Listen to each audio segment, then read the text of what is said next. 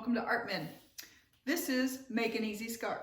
There's a bunch of different variations on it, so let's just start with the basics. One, you need a blank scarf. This is 100% Habotai silk. Jacquard makes this and sell these, so you can get them off the internet or at your local art supply store. Pick this one up at Preston Arts Center. I'm also going to use a couple more Jacquard products. This one is Dynaflow. Dynaflow is a paint that acts like a dye, and I will show you how it works. It's water thin. The other things I'm going to need: a plastic bag.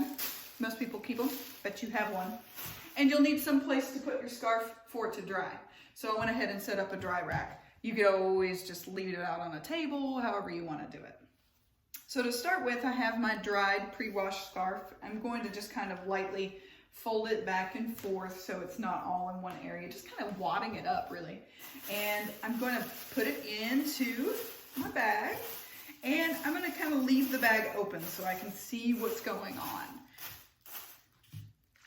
I'm going to shake up my Dynaflow. This is a paint, not a dye, which means it has little pigments in it. So you got to make sure they're all floating around in there.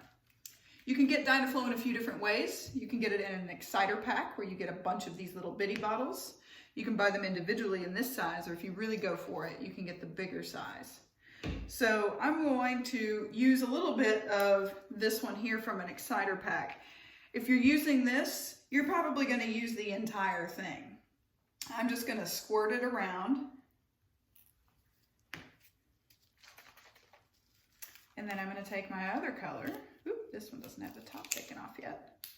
Fresh Supplies. And I'm going to drip this one down. Just in random areas. I used a little more pink than teal.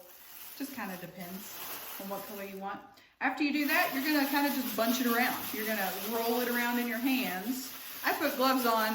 You're kind of using this as a glove, so you don't necessarily have to do it, but it is a little easier for cleanup at the end. So here I see that I've got some big white areas, and then I've got some areas that have a lot of color. So I'm going to kind of loosen up these white areas. And I was a little heavy on the pinks, so I'm going to go back to my teal and kind of hit those white areas with that teal.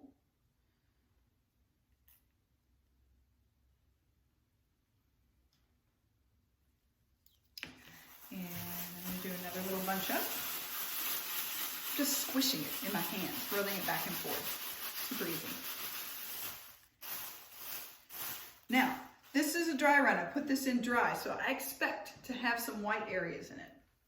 So I've pulled it out, and I do have white areas, which again is what I want with this style. So I can look at it and say, this is what I want, or maybe I've got a giant white blotch where I don't want one. And in fact, I think I actually like this quite a bit. So now I'm waiting for my scarf to dry. Once that's totally dry, I'm going to heat set it with an iron.